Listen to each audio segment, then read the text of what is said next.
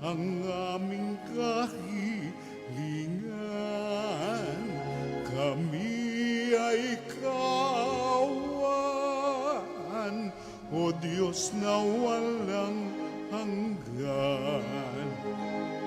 Tawag nami laging dinggin, sammo nami yung pakinggan, tinig nami bigyang pansin, Ama nami, Panginoon.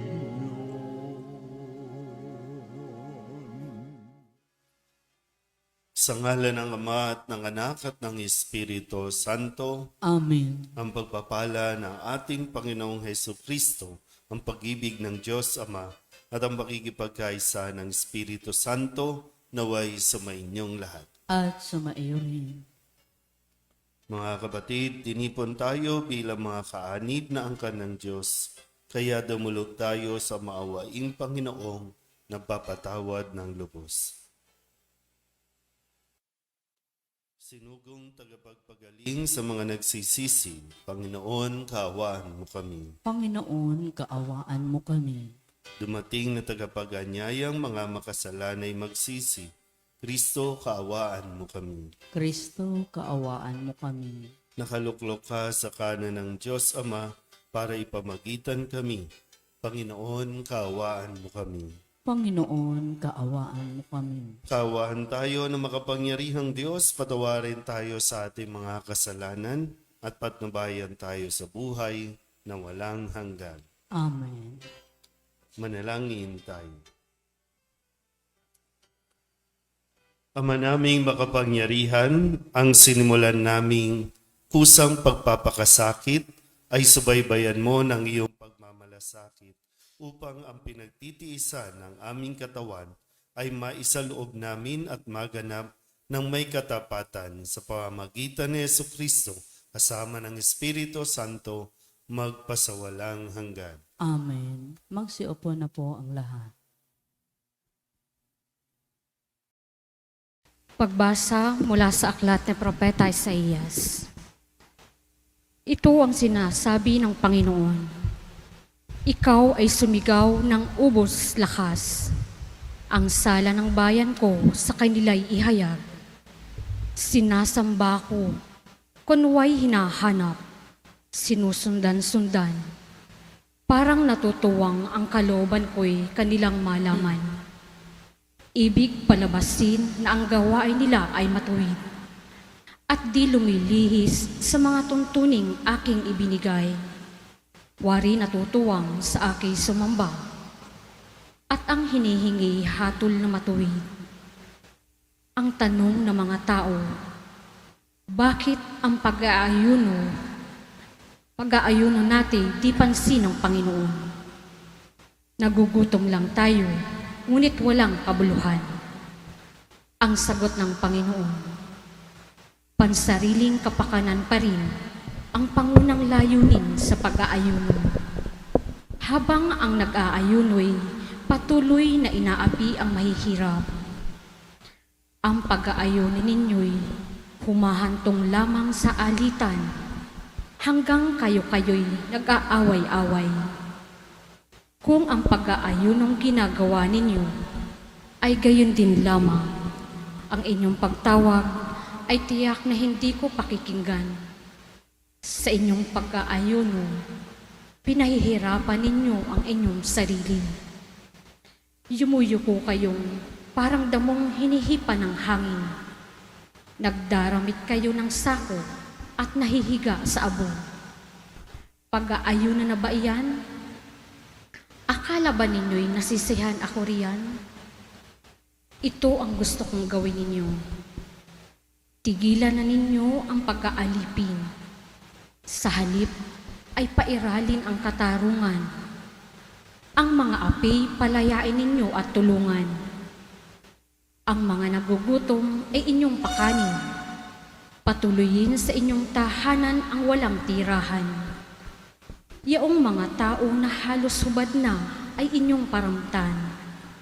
Ang inyong pagtulong sa mga kasama ay huwag tatalikdan. At kung magkagayon, matutulad kayo sa bukang liwayway, hindi maglalaot, gagaling ang inyong sugat sa katawan. Ako'y laging sa inyo.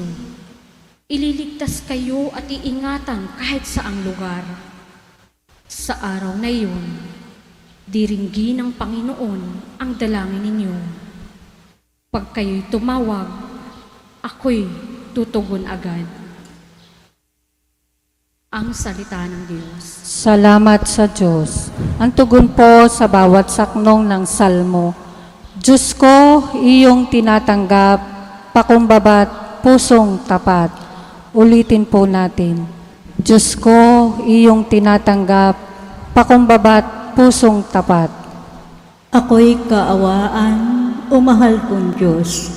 Sangayon sa iyong kagandahang loob, mga kasalanan ko'y iyong pawiin. Ayon din sa iyong pag-ibig sa akin, hugasan mo sana ang aking karumahan. Dalisayin mo ang aking kasalanan. Diyos ko, iyong tinatanggap, pakumbabat, pusong tapat. Pagsalansang ko ay kinikilala, laging nasa isip ko at alaala. Sa iyo lang ako nagkasalang tunay, ang nagawa ko'y di mo nagustuhan. Diyos ko, iyong tinatanggap, pakumbabat, pusong tapat. Hindi mo nais ang mga paghandog, sa haing sinunog di ka nalulugod. Ang handog ko, O Diyos, na karapat-dapat, ay ang pakumbabat, pusong mapagtapat. Diyos ko, iyong tinatanggap, pakumbabat, pusong tapat. Wika mo'y aming susundin. Wika mo'y aming tututin. Matuwid ang dapat gawin, masama'y iwasan natin, at tayo ay bubuhayin. Ang Diyos ay sa atin, atin siyang makakapiling. Kamo'y aming diringgin. Wika mo'y aming susundin. Wika mo'y aming tututin. Sumainyo ang Panginoon. At sumaiyo rin. Ang mabuting balita ng Panginoon ayon kay San Mateo. Papuri sa iyo, Panginoon. Noong panahong iyon, lumapit kay Jesus ang mga alagad ni Juan Bautista at ang wika, "Malimit kaming mag-ayuno, gayon din ang mga Pariseyo. Bakit hindi nag-aayuno ang inyong mga alagad?"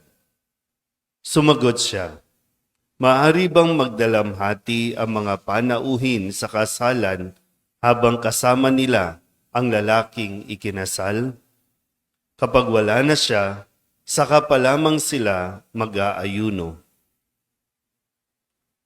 Ang mabuting balita ng Panginoon. Pinupuri ka namin, Panginoong Hesukristo. Magsiupo na po ang lahat. Isang magandang umaga po sa inyong lahat. Ngayon po ay Biyernes, kasunod ng Miyerkules ng Abo.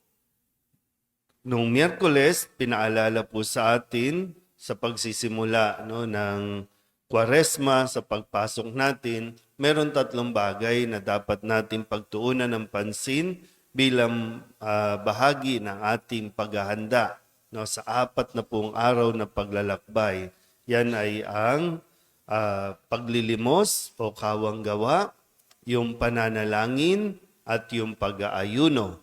Sa pag-aayuno, pinaalalahanan tayo nitong pagbabawas ng ating pagkain at sa mga bagay na hindi dapat nating kainin. Kaya mayroon tayong fasting and abstinence. So sabi ni Kristo, nung sa pahayag ayon kay San Mateo nung Miyerkules ng Abo, kapag kayo'y mag-aayuno, huwag magmumukhang malungkot, tulad ng mga mapagpaimbabaw. Hindi sila nag-aayos upang malaman ng mga tao na sila'y nag-aayuno. So, sabi ni Kristo, sinasabi ko sa inyo, kapag ganon ang inyong pag-aayuno, wala kayong gantimpalang matatamo o matatanggap. Ngayon, sa follow-up, kumbaga, nitong ating mga dapat gawin, lumapit kay Jesus itong mga alagad ni Juan Bautista, ganun din ang mga Pariseo, at kini-question nila ang mga kasama ni Kristo. Ito maging si Kristo, no? Na bakit hindi sila nag-aayuno, katulad ng pag-aayuno nila. So, kinukumpara ng mga alagad ni Juan Bautista at ng mga Pariseo ang pamamaraan nila kung bakit hindi ginagaya o hindi sinusunod nitong mga alagad ni Kristo. At ngayon, nawa mas maintindihan din natin, no? Bakit nag-aayuno ang mga Hudyo? Bakit nag-aayuno o kailangan mag-ayuno o dapat mag-ayuno ang mga tao? Unang-una sa pag-aayuno, sabi nga natin, no, nagbabawas tayo ng mga hindi lang pagkain, no? Pero nung una talaga ay patungkol sa pagkain. Pero bakit tayo nagbabawas ng pagkain? Ito rin ay isang paraan, no? Ang pag-aayuno o fasting ay isang tinatawag na spiritual cleansing. No? Yung bang pinagpapahinga din natin ang ating katawan, ating isip, o kung ano man sa buong pagkatao natin, pinagpapahinga natin. At muli, tinuturuan natin ang ating mga sariling matutong magdisiplina. Yung magtimpi, yung self-discipline na tinatawag na hindi laging kapag meron tayong gusto ay susunggab tayo. Marami tayong tinatawag na appetite o katakawan na ginagawa na siya rin namang nagdudulot sa atin ng pagkakasala. Pero sabi ni Kristo sa atin, kung mag-aayuno tayo, tiyakin natin na hindi ito magiging pakitang tao lamang. Kaya kung hindi mo ito naiintindihan, hindi mo na nauunawaan, hindi mo kinakailangan na makigaya o makiuso lang. Kung talagang hindi malalim ang pag-unawa natin. Tapos sisitahin natin yung iba, no, ikukumpara natin ang ating mga ginagawa, o, hindi ito kinalulugdan ng Diyos. Kaya nga sabi din, no, sa unang pagbasa sa aklat ni Propeta Isaías, no, kahit anong gawin natin na pagpapahirap sa ating mga sarili, kung hindi naman ito nagdudulot ng kabutihan din, no, ng ating pakikitungo sa kapwa, baliwala ang pag-aayuno. Isang bahagi din, bukod sa spiritual cleansing ang pag-aayuno, ito rin ay paglapit natin muli. Yung bang gumagawa tayo ng bagay para maidulog natin sa Diyos yung ating mga nagawang pagkakamali o mga kasalanan. Ibig sabihin, medyo napalayo tayo sa Diyos. Kasi nag-focus tayo masyado sa kung ano ang kailangan natin na umahantong din sa pag-aagrabyado, panloloko, panlalamang.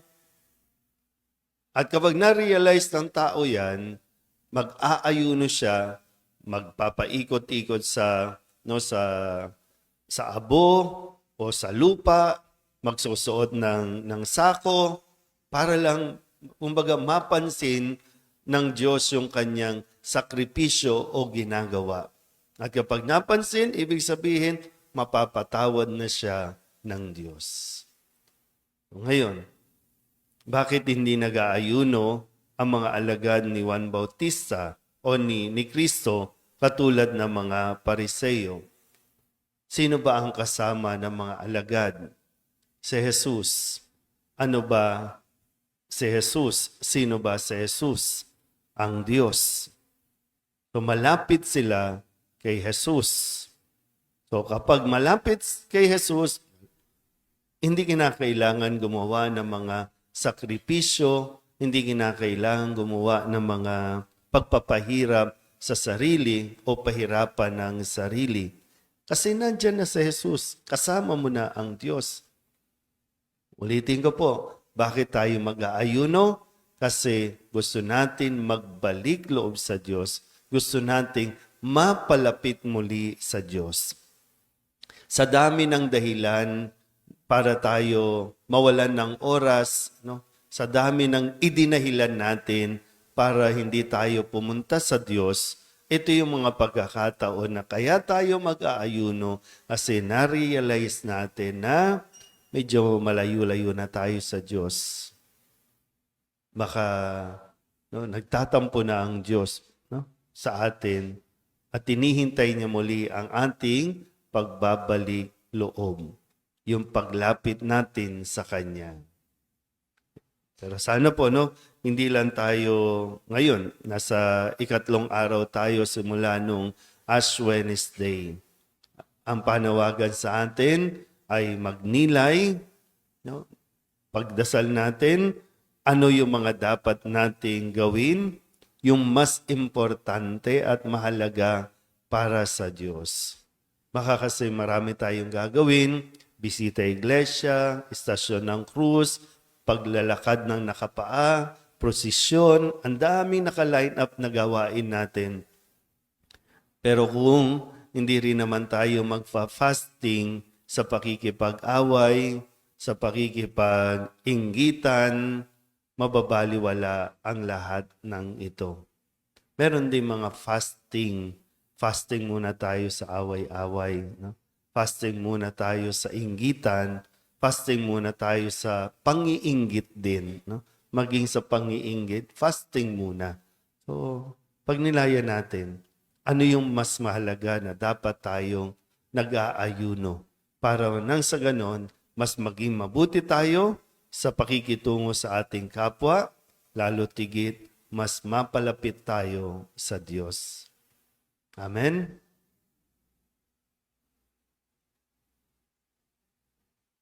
Magsitayo na po ang lahat. Sa pamamagitan ng pag-aayuno, binibigyan natin ng Diyos ng puwang sa ating buhay. Hilingin natin sa Panginoon na palakasin tayo sa ating pagpapakasakit upang matatag nating maituon ang ating mga isip at puso sa Kanya. Ang ating itutugon, Panginoon, dinggin mo ang aming panalangin. Panginoon, dinggin mo ang aming panalangin.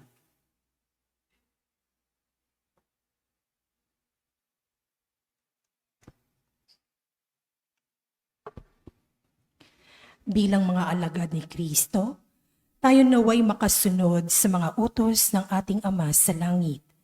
Manalangin tayo sa Panginoon. Panginoon, dinggin mo ang aming panalangin. Ang bayan ng Diyos naway magtiyaga sa kanilang mga pagsasakripisyo ngayong Kwaresma. Manalangin tayo sa Panginoon. Panginoon, dinggin mo ang aming panalangin. Ang ating mga pagtitimpi at pagpipigil sa sarili, alang-alang sa Panginoon, naway matumbasan ng kaligayahan sa piling niya. Manalangin tayo sa Panginoon. Panginoon, dinggin mo ang aming panalangin. Ang mga may sakit na sa bingit ng kamatayan at namimighati sa buhay, naway mapuspos ng biyaya ng Diyos. Manalangin tayo sa Panginoon. Panginoon, dinggin mo ang aming panalangin. Ang mga namayapa nating mga kamag-anak at mga kaibigan, naway malayang makabahagi sa buhay ng Diyos. Manalangin tayo sa Panginoon. Panginoon, dinggin mo ang aming panalangin. Idulog din natin sa Panginoon ang ating mga personal na kahilingan at mga panalangin para sa ating mga pamilya. Kasama din ang mga kahilingan ng mga nanonood sa online. Lahat ng mga misang pasasalamat, espesyal na intensyon, agarang paggaling ng mga may sakit, at ang lahat ng mga kaluluwa na inihiling na ipagdasal sa misang ito.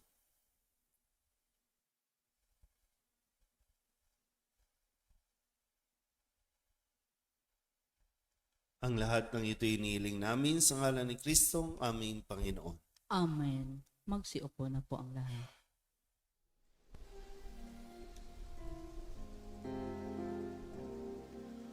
Buksan ng aming puso, turuan mong mag-alap sa bawat pagkukuro, lahat ay makayakap. Buksan ng aming isip, sikatan ng liwanag ng kusang matangkilik, tungkuling nabanaan. Buksan ng aming palad, sarili maialay, tulungan mong ihanap kami ng bagong malay. Manalangin kayo mga kapatid upang paghahain natin ang kalugdan ng Diyos amang makapangyarihan. Tanggapin nawa ng Panginoon itong paghahain sa iyong mga kamay, sa kapurihan niya at karangalan sa ating kapakinabangan, at sa buong sambayanan niyang banal. Ama naming lumikha, iniaalay namin ang aming ginaganap sa 40 araw na paghahanda bilang aming hain na nagpapagindapan na iyong kalugdan ng aming kalooban at nagdudulot ng kakayanan sa pagtitimpi namin sa pamamagitan ni Jesucristo kasama ng Espiritu Santo magpasawalang hanggan. Amen. Sumainyo ang Panginoon. At sumaiyo rin. Itaas sa Diyos ang inyong puso at diwa. Itinaas na namin sa Panginoon. Pasalamatan natin ang Panginoong ating Diyos. Marapat na siya ay pasalamatan. Ama naming makapangyarihan, tunay ngang marapat na ikaw ay aming pasalamatan sa pamamagitan ni Jesucristo na aming Panginoon.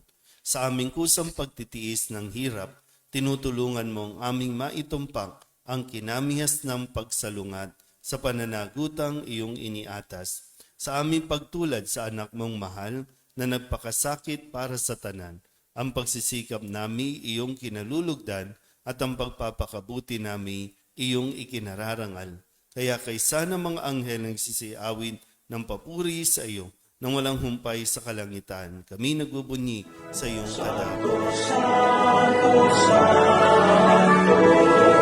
Panginoong Diyos ng mga hukbo, napupuno ang langit at lupa ng kadakilaan mo.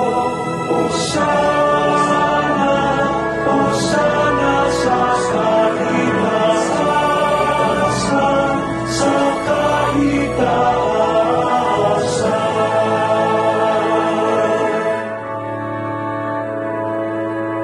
Pinagpala ang naparirito sa ngalan ng Panginoon. Hosana, Hosana sa kaitaasan, sa kaitaasan,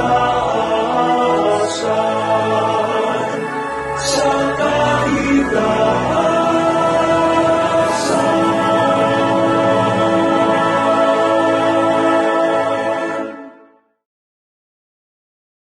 Magsiluhod na po ang lahat. Ama naming banal, ikaw ang bukal ng tanang kabanalan.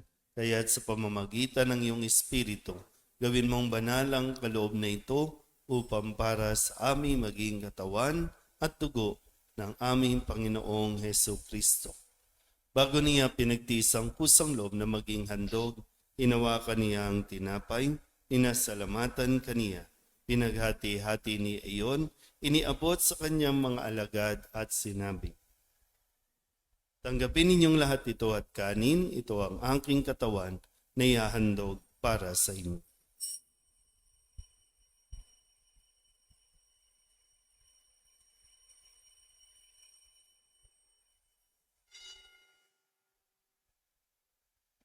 Gayun din naman nang matapos ang hapunan, hinawakan niya ang kalis, muli kaniyang pinasalamatan.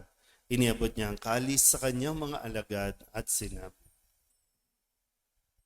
"Tanggapin ninyong lahat ito at inumin. Ito ang kalis ng aking dugo, ng bago at wala hanggang tipan.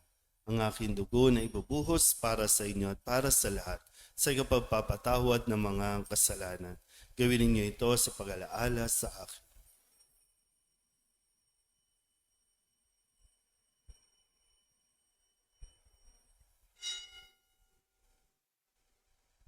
Ipagbunyi natin ang misteryo ng pananampalataya.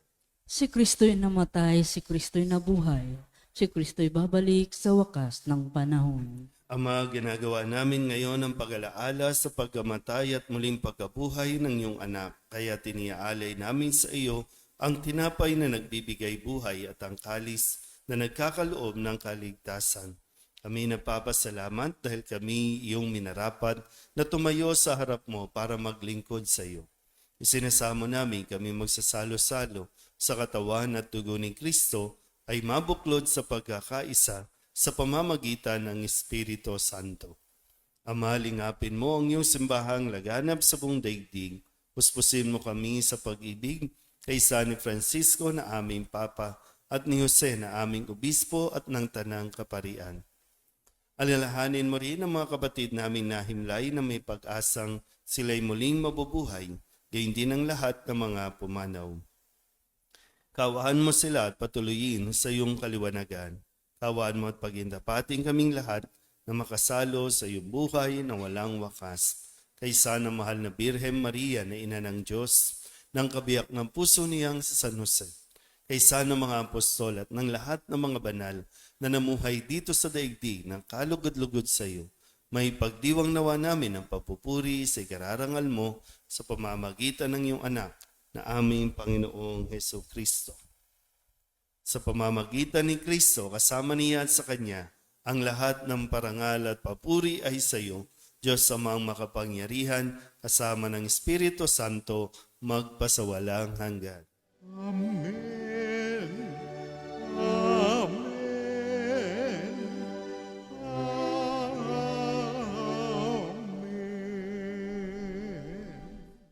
Sa tagupili ng mga nakagagaling na utos at turo ni Jesus sa Panginoon natin at Diyos, ipahayag natin ang lakas loob.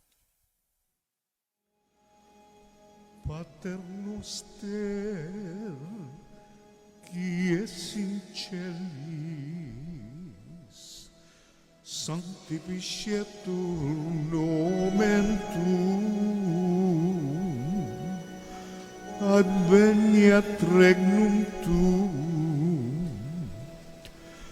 fiat voluntas tua,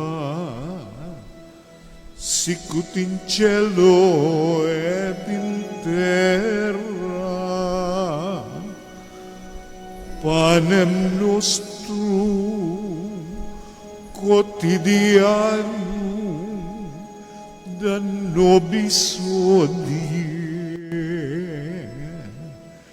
et debite nobis debita nostra, sicut et nos dimittimus debitoribus nostris, et ne nos inducas in tentationem, sed libera nos a malo.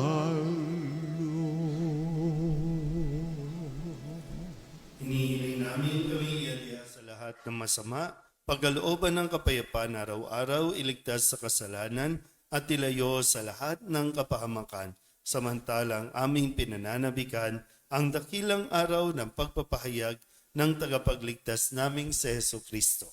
Sapagkat iyo ang kaharian at ang kapangyarihan at ang kapurihan, magpakailanman. Amen. Panginoong Heso Kristo, sinabi mo sa iyong mga apostol, kapayapaan ang iniiwan ko sa inyo, aking kapayapaan ang binibigay ko sa inyo. Tunghayan mo ang aming pananampalataya at huwag ang aming mga pagkakasala. Pagkalooban mo kami ng kapayapaan at pagkakaisa ayon sa iyong kalooban, kasama ng Espiritu Santo, magpasawalang hanggan. Amen. Ang kapayapaan ng Panginoon ay laging sumainyo. At sumaiyo rin. Magbigayan po tayo ng kapayapaan sa isa't isa.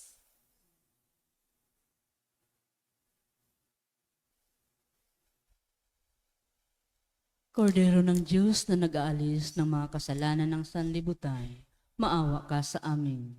Kordero ng Diyos na nag-aalis ng mga kasalanan ng sanlibutan, maawa ka sa amin. Kordero ng Diyos na nag-aalis ng mga kasalanan ng sanlibutan, ipagkaloob mo sa amin ang kapayapaan. Magsiluhod na po ang lahat.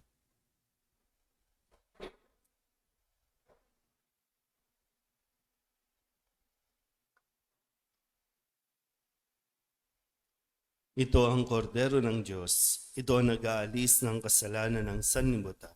Mapalad ang mga inaanyayahan sa kanyang piging.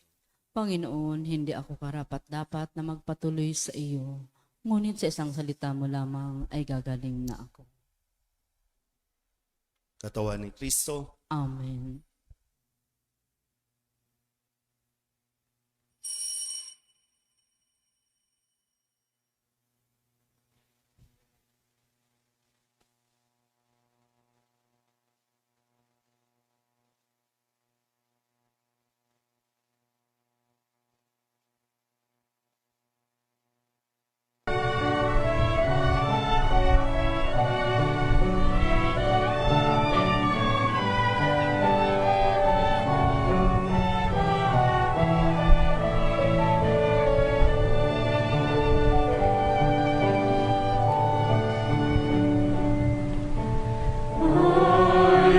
Listen to the Lord, will listen to the voice of his people, serve them with all my heart. I will listen to his words and call upon the Lord for his people to live in faith and truth and in love.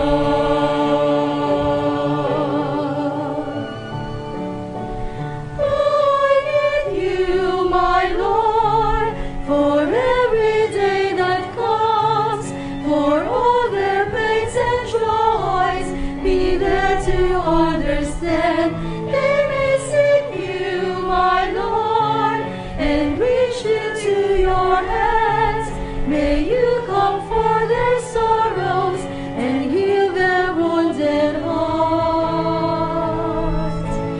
I will listen to the Lord, will listen to the voice of his people, serve them with all my heart.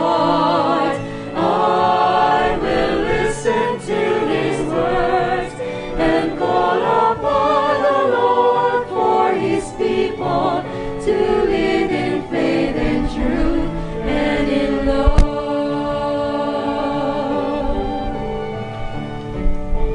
I believe you, my Lord, show them your truth and love. When darkness overs them, your light shines from above. I will be there, my Lord, to lead at your command. Together at one table, feed them the bread of love. I will listen to the Lord, will listen to the voice of his people, serve them with all my heart. I will listen to his words and call upon the Lord for his people to live in faith and truth and in love. There are those who seek the lost and suffering, bind their wounds and bring them to your care. Oh Lord, I know that you're with them, embracing once again. Your love is all I bear.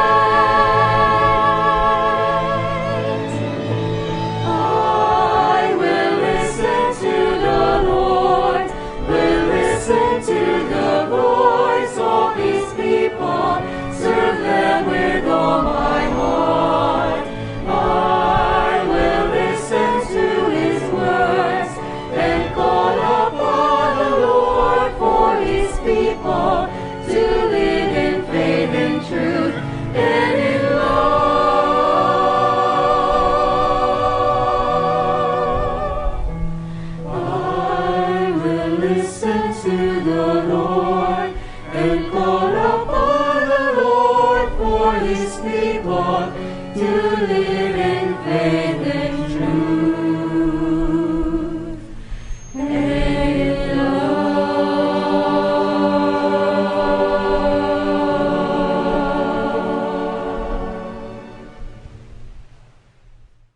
Panalangin para kay Nuestro Padre Jesus Nazareno. Katamis-tamisang naming mahal na Poong Jesus Nazareno, Diyos at manunubos ko, na naglalakbay sa Kalbaryong pasan-pasan mo ang krus na nagpagpapakuan sa iyo.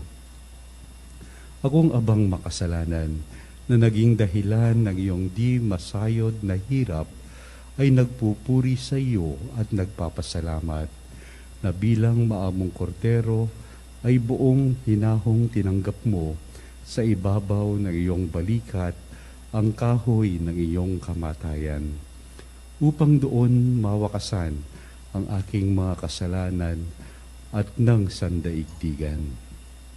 Patawarin mo ako, o butihing Jesus, inaamin ko ang aking mga sala at ako'y nananalig na dahil sa kabutihan mong walang kahulilip, ay hugasan mo ng iyong dugo. Iniibig kita ng higit sa lahat ng bagay. Ipinangangako na ako'y magiging matapat hanggang sa oras ng aking kamatayan. Patnubayan mo ako, Diyos ko, ng iyong biyaya at ihatid mo ako sa landas ng iyong mga utos. Diyan sa iyong langit na kaharian, siya nawa. Manalangin tayo.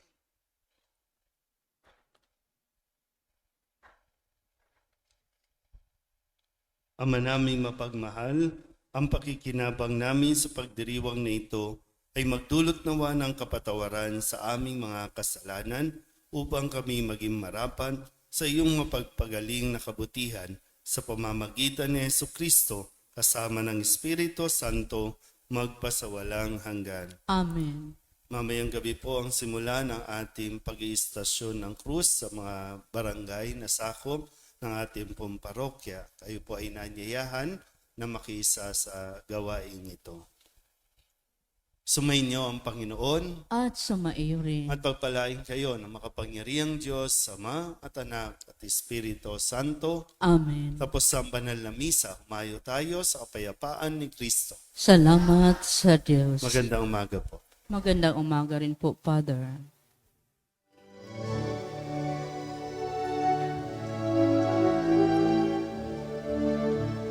Walang sinuman ang nabubuhay para sa sarili lamang. Walang sinuman ang namamatay para sa sarili lamang. Tayong lahat ay may pananagutan sa isa't isa.